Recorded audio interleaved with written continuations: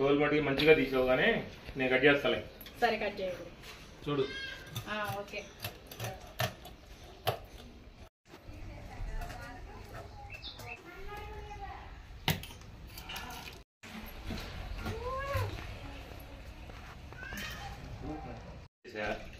ఇగో తలకాయ సపరేట్ చేసా, ముక్కలు కోసేనా? చిన్న చిన్నవి కోయాలా? ఫ్రైగా పులుసుగా? రెండు చేస్తా. ఒక హాఫ్ ఇంచ్ కన్నా పెద్దగా, ఇంచ్ కన్నా చిన్నగా కోయండి. ఓకే. ఇగో ఈ సైజు ముక్క కరెక్టేనా? సరిపోద్దా ఈ ముక్క? ఏమైనా సన్నగా కోయాలి ఇంకా?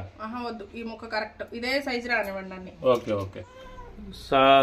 కళ్ళుప్పు వేసి బాగా క్లీన్ చేయాలి ముక్కల్ని. క్లీన్ చేస్తే దీంట్లో ఉన్న డస్ట్, స్మెల్, నీసు వాసన అంతా పోయిద్ది అనమాట. ఇలా 2-3 సార్లు కడగాలి. కల్లుపుతో క్లీన్ చేసిన తర్వాత ఎంత తేటగా వచ్చినాయో చూడండి, ముక్కలు ఎంత తెల్లగా ఎంత నీట్గా వచ్చినాయో. ఇక బాజీ, ఇక నువ్వు మసాలాలు ఏం వేసుకొని వండాలో ఏంటో ఇక నీ పని నీదే. ఇక నా పని అయిపోయింది. దీంట్లో ఒక 1/2 కిలో జన కూడా వచ్చింది. చూడండి, దీన్ని ఫ్రై చేసుకోవాలి. హాయ్, హలో, నమస్తే, వెల్కమ్ టు వలీ వ్లాగ్స్. ఇవాళ స్పెషల్ ఏంటంటే చేపల పులుసు చేస్తున్నాను మట్టి కుండలో. చూద్దురు కానీ రండి. ఇదిగోండి, 1 స్పూన్ జీలకర్ర, కొబ్బరి ముక్కలు, అల్లం ముక్కలు, ఎల్లుల్లిపాయి, లవంగాయలు, చెక్క ఇవన్నీ కలిపి పేస్ట్ వేసుకోవాలి ఫస్ట్. ఇదిగోండి, ఇందాక చూపించాను కదా, అల్లం, వెల్లుల్లిపాయలు, జీలకర్ర, చెక్క, లవంగాయ అన్నీ కలిపి కొబ్బరి పేస్ట్ వేసేసుకున్నాను. ఈ పేస్ట్ ఇదిగోండి ఇట్లా చేప ముక్కల మీద వేసేసుకోవాలన్నమాట.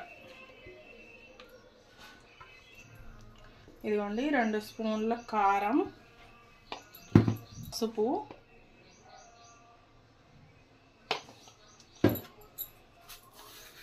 కళ్ళుప్పు ఇంత సుమారు పడుతుందండి చేపల కూరలోకి. ఇదిగోండి పచ్చిమిర్చి నిలువుగా చీలికలు పెట్టుకున్నాను. చేపల కూరలో పచ్చిమిర్చి బాగుంటాయండి తింటుంటే, అందుకే నేను ఇన్ని వేస్తాను. ఇవేం మంట ఉండవండి, చింతపండు పులుసులో ఉడుకుతాయి కాబట్టి పుల్లగా ఉంటాయి అన్నమాట. ఉల్లిపాయ ఇదిగోండి, 4-5 స్పూన్లు ఆయిల్. ఇదిగోండి అన్నీ వేసేసుకున్నాం కదా, వేసేసుకున్నాక ఇవి మంచిగా ముక్కలకి పట్టించాలన్నమాట. ఇదిగోండి ఇలా కలిపేసుకున్నాక చక్కగా ముక్కలన్నీ సదిరేసేసుకోండి. ఇలాగా ఒకదాని మీద ఒకటి లేకుండా చక్కగా సెట్లో విడివిడిగా పెట్టేసుకోండి అన్నీ. ఇదిగోండి ఇలా పెట్టేసుకున్నాక కేజీ చేప ముక్కలకి మ్యాక్సిమం మన గుప్పుడు చింతపండు పడుతుందండి పులుసు.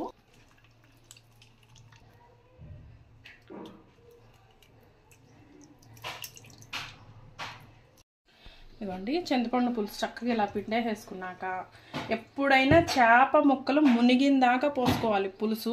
అంతే, పైన ఇట్లా కనపడతా ఉండాలి ముక్కలు, అంతకు మించి పులుసు అయితే పోయకూడదు. ఇదే సరిపోతుంది చేప. ఇదిగోండి కొంచెం కొత్తిమీర అలా జల్లేసేసుకొని స్టవ్ మీద పెట్టేసుకోవడమే.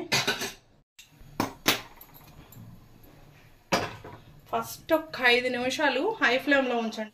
ఇందాక మనం చేపలు చేసేటప్పుడు చేపల దాంట్లో చేప జన వచ్చింది కదండి, చేప గుడ్లు అవి, దాన్ని ఏం చేశానంటే కొంచెం ఉడకబెట్టి ఫ్రై చేశాను. ఓన్లీ ఉప్పు, కారం, పసుపు, కొంచెం గరం మసాలా, అంతే. బాగుంటుందండి తినడానికి, ట్రై చేయండి. ఇదిగోండి మధ్యలో ఒక్కసారి వచ్చి ఇదిగో ఇలాగా జస్ట్ ఇలాగా సట్టి ఇలా తిప్పాలన్నమాట. తిప్పి చక్కగా సిమ్లోనే ఉడకాలి చేపల కూర.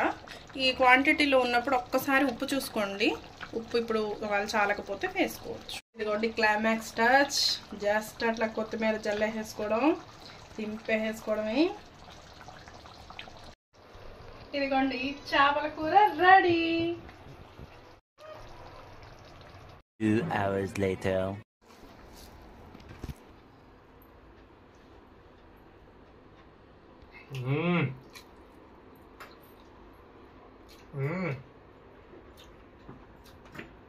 సూపర్, చాలా టేస్టీగా ఉంది, చాలా టేస్టీగా ఉంది. మృగశిర కార్తీ స్పెషల్ చేపల పులుసు. చేపల పులుసు చేసాం కదండి, కానీ మా వారు రావడానికి లేట్ అయింది, అందుకని మేము తినేసాము ముందు. తర్వాత మా వారు తింటున్నారు. ఎలా ఉందో చెప్పారు కదా, చాలా అంటే చాలా సూపర్ గా ఉంది చేపల కూర మాత్రం. చాలా బాగుంది.